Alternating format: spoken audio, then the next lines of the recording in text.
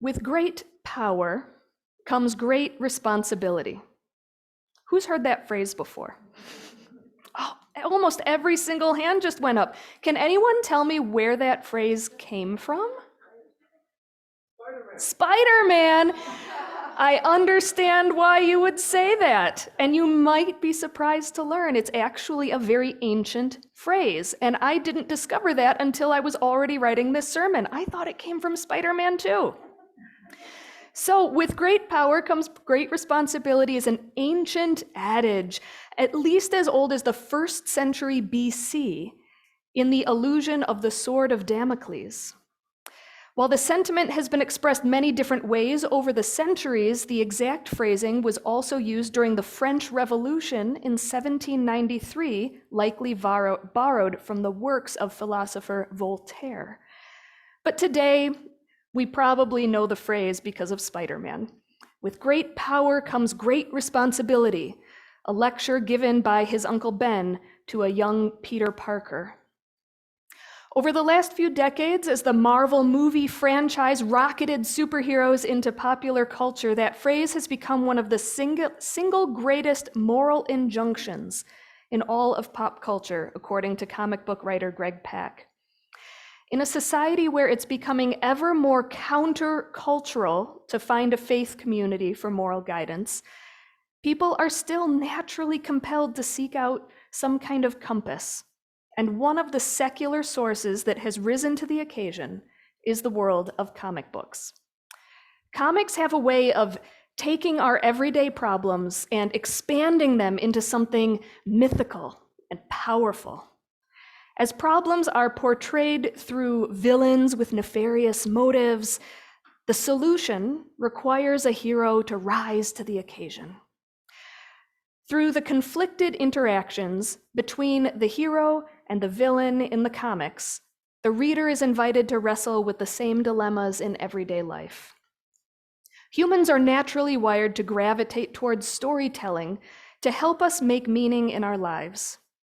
And what more powerful way to do it than with larger-than-life characters who can solve our problems cathartically?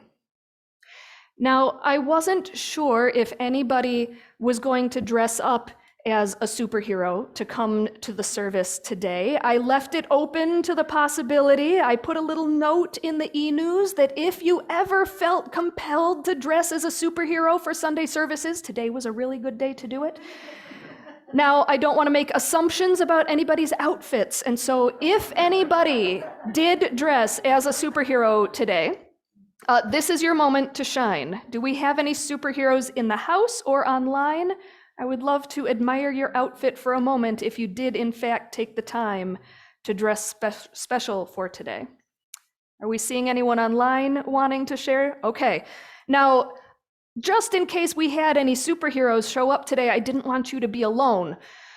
So it looks like I'm the one who's alone because I wore my...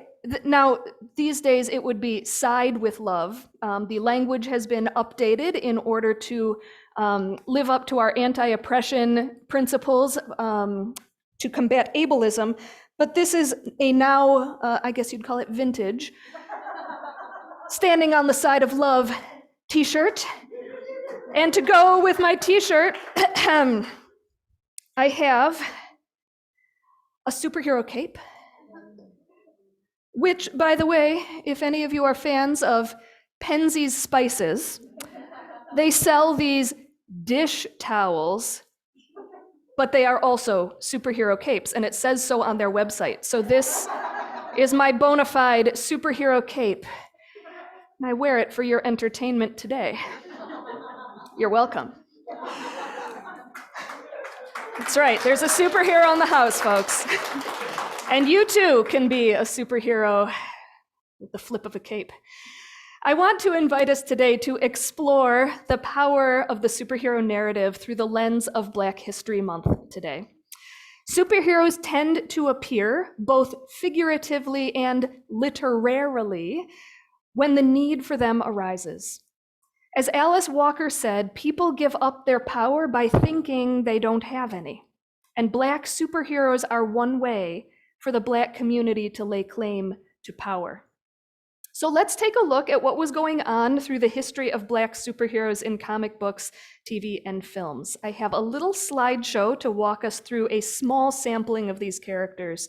There was no way that I could actually do justice to the depth and breadth of how African Americans have shown up in the comic book world over the years. But I thought we would start with Lion Man from 1947. He was the first Black superhero character to show up, and he was published in all Negro comics. Ty Gooden writes, in 1947, a Black journalist named Orrin Cromwell Evans was working for the Philadelphia Record, an all-white publication. Needless to say, there were things Evans wanted to write about, specifically racial inequality, that he could not do. So Evans created his own space to use comics as a medium for telling stories about Black experiences. Evans' editorial message to readers radiates with pride in producing something groundbreaking with only Black creators involved. He wrote, "Dear readers, this is the first issue of all Negro comics, jam-packed with fast action, African adventure, good, clean humor, and fantasy. Every brushstroke and penline in the drawings on these pages are by Negro artists. This publication is another milestone in the splendid history of Negro journalism. All Negro comics will not only give Negro artists an opportunity to gainfully use their talents, but it will glorify Negro historical achievements." So who is Lion Man? He is a scientist whom the United Nations tasks with watching over Magic Mountain, somewhere in Africa's Gold Coast region. The area has enough uranium for a deadly bomb. Therefore, Lion Man must report any suspect activity to prevent war. But he does a little more than feed information. He is full on knocking folks out in this comic. Panels of a Black hero putting white antagonists on their back likely didn't go over too well with the general white public at the time. And of course, this boldness from All Negro Comics Incorporated had unfortunate and devastating repercussions. When Evans tried to publish a second issue, racist distributors allegedly blocked him from purchasing the newspaper materials to do so. And white publishers began to produce their own Black comics, where they could control the narrative as they saw fit. There's no way to prove that this took place, but considering the deep racial inequity of this time, it isn't hard to add things up. And so it was the beginning and the very swift end of Lion Man's story. Next, we have Meteor Man. This was the first movie featuring a Black superhero. It stemmed out of the movie came out in 1993, and then there was a 6-issue comic series that spun off after the movie had come out. He had just about every power you could possibly think of. He was like every single superhero combined, as well as having a power for healing and a power to help with infertility. So it seemed that Meteor Man just kind of became the catch-all superhero, and perhaps because the power was a little unfocused, his popularity did not actually take off. But as we get to 2016, we meet Luke Cage. He was the first Marvel TV show, and he stemmed out of an old comic book who used to just kind of be a strong man for hire who went around protecting his neighborhood.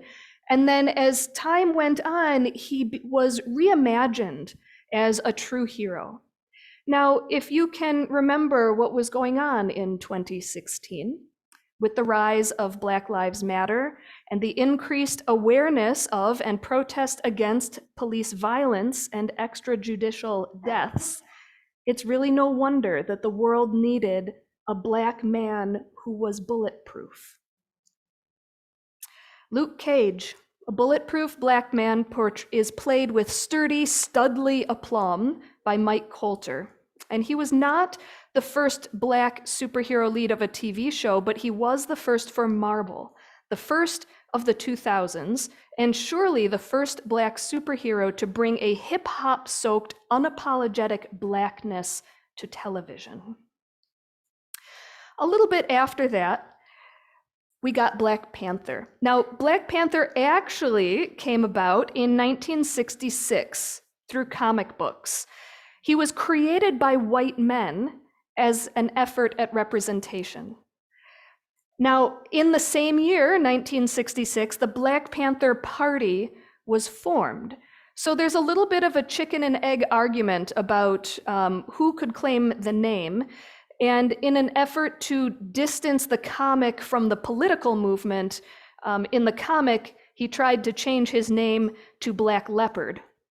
However, it didn't stick, and after time, it just simply reverted back to Black Panther. And in the next slide, we'll see the characters in Black Panther from the 2018 film. This was the first Marvel feature film featuring a Black lead and an almost entirely Black cast. New York Times best-selling author Ta-Nehisi Coates, whom you may have heard, has his own Black Panther series of comic books now, considers Priest to have the classic run on Black Panther, period, and that's going to be true for a long time. Now, Coates is perhaps America's foremost thinker about race, and he's perhaps the writer whom, for a lot of Americans, they look to for sharp thinking about race. Coates doesn't spend much time on race in his own run of this comic. In early January, he told Deadspin, "The question about race is ultimately just a question about power. It really is. It's how human beings organize themselves around power, how they exploit it, how they use it. That is at the heart of the comic book. The dudes in this mythical country, Wakanda, where everybody's Black. So obviously you don't have the same context of race, but certainly the issues of power, of organizing power, are still there." That's an incredible theme that immediately sounds important and promises some broader commentary. Keep in mind, Coates is the person who wrote Between the World and Me. I'm happy to let those of you in the room check this out after the service if you'd like to look more about it. It's a book about the sobering reality of progress in the United States being achieved over mounds of Black bodies. Writing a comic about a Black superhero called Black Panther came naturally to Coates. But of course, it hit the silver screen in 2018 and audiences exploded with delight. I will have more to say on that in a little bit. The next series I want to lift up is Black Lightning. Came out in 2018. It's a series on Netflix. And perhaps because the algorithms recognize that I am a white person, they did not show me Black Lightning. So I had the privilege and the joy of getting to watch this for the first time in preparation for this sermon, and I have to say it's fantastic. It's really wonderful. It is the first TV series or Netflix series to portray a Black superhero family, similar to what you might see with The Incredibles. And so we have the characters living in an all-Black town called Freeland. So as is true in much of the world of comic books, the names of places and characters often have symbolic meaning. So we have the city of Freeland, and the main character, who is Black Lightning, his name is Jefferson, he is the principal of the high school. And he mentors and nurtures young people, quoting MLK at them and all sorts of other revolutionary figures to try to get them to claim their own power through routes other than violence.